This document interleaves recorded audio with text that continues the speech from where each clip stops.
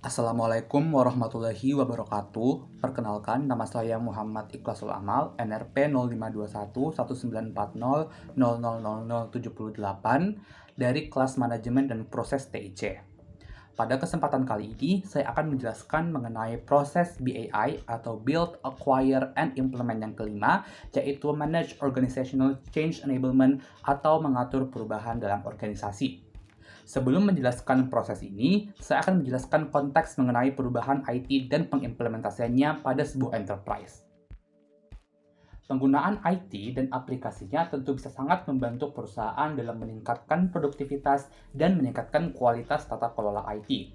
Dalam setiap pengimplementasian IT, itu bisa berakibat pada tertriggernya perubahan dalam sebuah organisasi. Organisasi yang berhasil bertransformasi hanya akan bisa sukses jika mereka efektif mengelola perubahan-perubahan tersebut dari seluruh stakeholder-nya. Oleh karena itu, pada framework COVID-5 ini terdapat sebuah proses yaitu Manage Organizational Change Enablement yang bertujuan dan memastikan bahwa setelah ada IT solution yang diterapkan, bahwa seluruh stakeholder yang terdampak akibat adanya sistem IT tersebut dapat menyesuaikan diri dengan perubahan itu. Oleh karena itu, keberhasilan dalam menerapkan IT terletak pada kemampuannya dalam menyesuaikan diri dan mengelola perubahan. Bisa dilihat dari mind map ini bahwa deskripsi dari Manage Organizational Change Enablement yaitu maximize the likelihood of successfully implementing sustainable enterprise-wide organizational change atau yaitu bertujuan untuk memaksimasi kemungkinan suksesnya mengimplementasi perubahan yang dapat diatur dengan baik. Selanjutnya, pada BAI 05 ini terdapat beberapa IT-related goals yang telah disesuaikan dengan framework COVID-5. Yang pertama, pada goals yang ke-8, yaitu penggunaan aplikasi dan solusi IT yang memadai. Yang kedua, pada goals yang ke-13, yaitu melakukan proyek atau program yang memberikan keuntungan, tepat waktu, sesuai budget, dan memenuhi kebutuhan dan standar kualitas. Yang ketiga, yaitu pada goals yang ke-17, yaitu pengetahuan, keahlian, dan inisiatif untuk inovasi bisnis. Dari beberapa IT-related goals tersebut, maka dapat dilihat bahwa tujuan dari adanya proses BAI 05 ini, yaitu Manage Organizational Change Enablement, yaitu yang pertama untuk mengaplikasikan IT sesuai dengan kebutuhan perusahaan, melakukan proyek yang sesuai dengan standar kualitas perusahaan, dan juga bagaimana caranya kita menerapkan pengetahuan dan inisiatif bisnis untuk inovasi kepada seluruh stakeholder perusahaan. Selanjutnya, terdapat beberapa proses goals yang lebih spesifik dari BAI 05 ini. Ada 6 proses goals. Yang pertama, keinginan stakeholder akan perubahan harus dipahami. Yang kedua, implementasi tim yang kompeten dan dapat membawa perubahan atau suasana perubahan. Yang ketiga, perubahan yang diinginkan dipahami dan diterima oleh stakeholder perusahaan atau enterprise. Yang keempat, role players berkeinginan kuat untuk membawa perubahan. Yang kelima, role players juga dapat menggunakan dan mengatur perubahan tersebut. Dan yang terakhir, perubahan dapat diimplementasikan dan dapat dipelihara sesuai dengan kebutuhan enterprise. Selanjutnya, saya akan menjelaskan beberapa manajemen practice dari BAI 05 ini. Bisa dilihat bahwa manajemen practice yang pertama yaitu establish the desire to change atau menerapkan keinginan untuk berubah. Jika kita lihat lebih detail,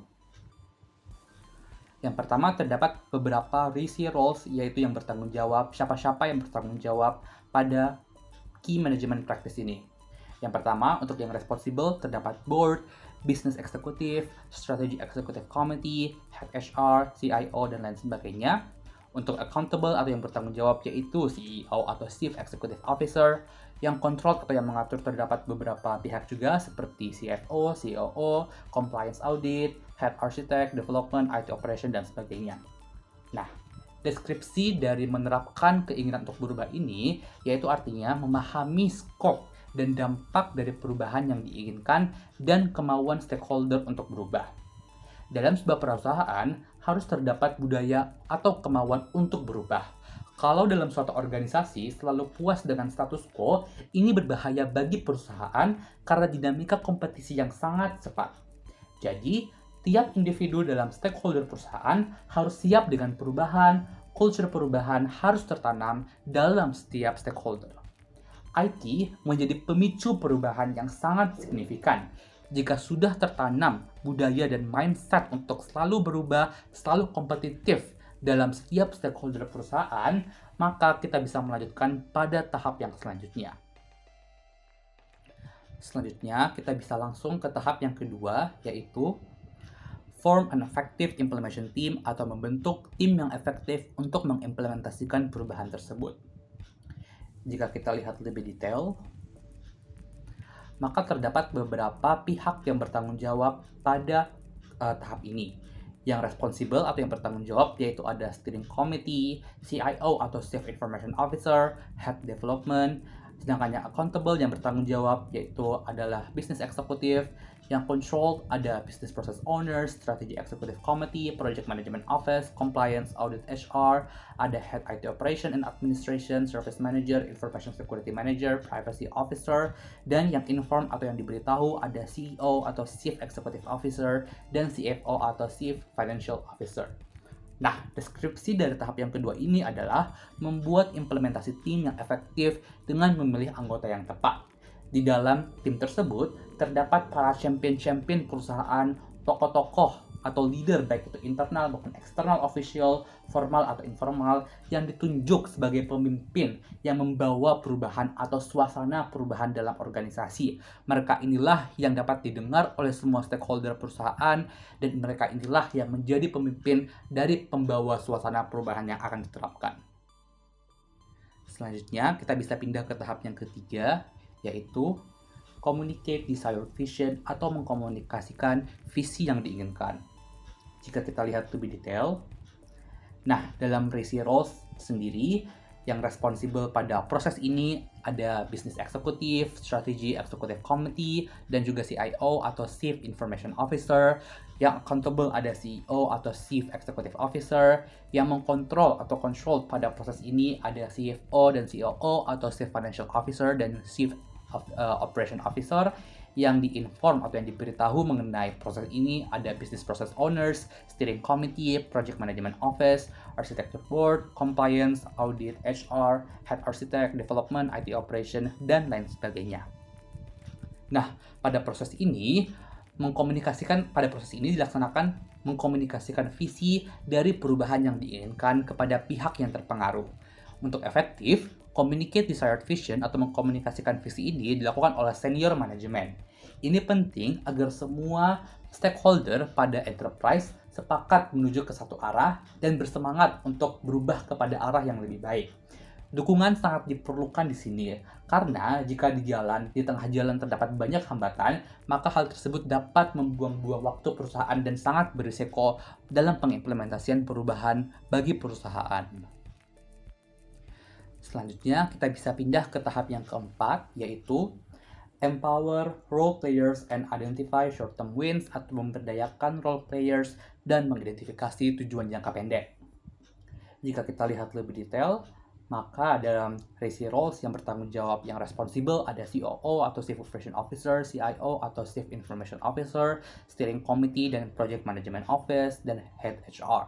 Untuk yang accountable ada Business Executive, yang control atau yang mengatur dalam proses ini ada Project Management Office, Business Process Owners, Compliance, Audit, HR, Head Architect, Development IT, Operation, dan lain-lain sebagainya. Nah, deskripsi dari tahap yang keempat ini adalah memberdayakan role players atau pemain kunci dengan memberikan pelatihan dan tanggung jawab masing-masing serta mengidentifikasi tujuan jangka pendek. Kita harus memastikan bahwa mereka yang terdampak pada perubahan ini dapat di-empower atau diberdayakan agar mereka tidak menjadi terganggu tetapi menjadi semangat karena mereka mendapatkan manfaat. Sesuai dengan teori komunikasi psikologi, bahwa jika kita ingin menerapkan sebuah perubahan pada sebuah enterprise atau pada sebuah kelompok, maka kita harus menyediakan low hanging fruit atau short term wins atau tujuan jangka pendek. Hal-hal kecil yang bisa langsung dimanfaatkan oleh stakeholder. Kita harus memberikan manfaat-manfaat kecil kepada stakeholder ini, misalnya dengan menerapkan IT, mereka tidak perlu lembur, mereka tidak perlu melakukan kegiatan pekerjaan tertentu, dan lain-lain sebagainya, sehingga mereka merasakan manfaat langsung dari penerapan IT ini. Short term wins ini penting karena jika kita sedikit demi sedikit memberikan manfaat, maka lama-kelamaan mereka tentu akan senang dengan perubahan ini dan menyambut baik perubahan-perubahan selanjutnya. Selanjutnya kita bisa pindah ke tahap yang kelima, yaitu enable operation and use atau mengaktifkan operasi dan menggunakannya.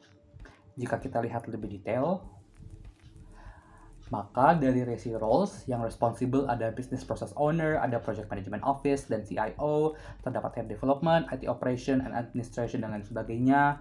Yang accountable ada business executive, yang control atau yang mengatur terdapat COO dan head architect. Nah, deskripsi dari tahap yang kelima ini adalah merencanakan dan mengimplementasikan semua teknis, operasional, dan aspek penggunaan bagi mereka yang bertanggung jawab. Pada tahap ini, kita akan mengimplementasikan dan mengaktifkan perubahan IT tersebut kepada semua stakeholder perusahaan. Mereka atau stakeholder perusahaan akan menggunakan dan merasakan manfaatnya, mereka akan mengoperasikannya dan bahkan menularkan kepada teman-temannya untuk sama-sama menggunakan aplikasi yang telah mereka bangun bersama. Hal ini penting untuk membuat sebuah suasana acceptance atau penerimaan terhadap perubahan IT dan implementasi dan semangat untuk melanjutkan perubahan-perubahan selanjutnya. Selanjutnya kita bisa pindah ke tahap yang keenam, yaitu embed new approach atau mengimplementasikan pendekatan-pendekatan baru. Jika kita lihat lebih detail, maka dalam resi roles yang responsible ada CEO, CFO, dan COO, ada business process owner dan project management office, CIO, head development, IT operation, administration, dan lain sebagainya. Yang accountable ada business executive, yang control atau yang mengatur ada head architect. Nah, deskripsi dari tahap yang keenam ini adalah menanamkan pendekatan baru dengan melacak implementasi perubahan, efektivitas, dan komunikasi. Kita juga melakukan perubahan dan perbaikan lain jika perlu. Pada tahap ini, biasanya akan muncul inisiatif-inisiatif baru atas perubahan-perubahan yang telah terjadi dan yang telah diimplementasikan. Jika ini datangnya dari user atau stakeholder perusahaan yang menggunakan perubahan IT tersebut, maka ini jauh lebih baik lagi. Artinya, mereka menerima perubahan tersebut dan ingin berpartisipasi untuk memperbaiki produktivitas perusahaan yang lebih baik. Selanjutnya, tahap yang terakhir yaitu sustain change atau mengatur perubahan. Jika kita lihat lebih detail, resi roles atau yang bertanggung jawab pada proses ini yang responsible ada board, CEO, CFO, COO, business process owner, dan CIO, dan head development. Yang accountable ada business executive, dan yang control atau yang mengatur proses ini yaitu head architect. Nah, deskripsi dari sustain change ini yaitu menjaga perubahan dengan melakukan pelatihan, komunikasi perubahan, komitmen top management, dan membagi pelajaran yang didapatkan bersama. Momentum perubahan harus dijaga dan dijadikan budaya perusahaan supaya stakeholder selalu tergerak untuk menjadi yang lebih baik. IT dan implementasi IT pada enterprise menyediakan berbagai fitur dan kapabilitas yang bisa dimanfaatkan bagi mereka yang ingin berdaya saing tinggi. Pada perusahaan, pada khususnya stakeholder perusahaan, penting untuk menjaga dan mensustain semangat untuk menerima perubahan dan semangat untuk berubah dan memiliki daya saing tinggi ini. Dari ketujuh proses tersebut, maka kita dapat simpulkan bahwa tujuan utama dari Manage Organizational Change Enablement adalah yang pertama, untuk memberikan suasana perubahan pada stakeholder perusahaan, membuat inisiatif atau short-term wins bagi stakeholder perusahaan untuk menerima perubahan yang ada, dan selalu mengencourage stakeholder untuk selalu menjadi yang lebih baik dan menerima perubahan tersebut. Dengan adanya proses ini, maka kita dapat menerapkan tata kelola IT khususnya perubahan untuk stakeholder menjadi yang lebih baik. Sekian dari saya. Wassalamualaikum warahmatullahi wabarakatuh.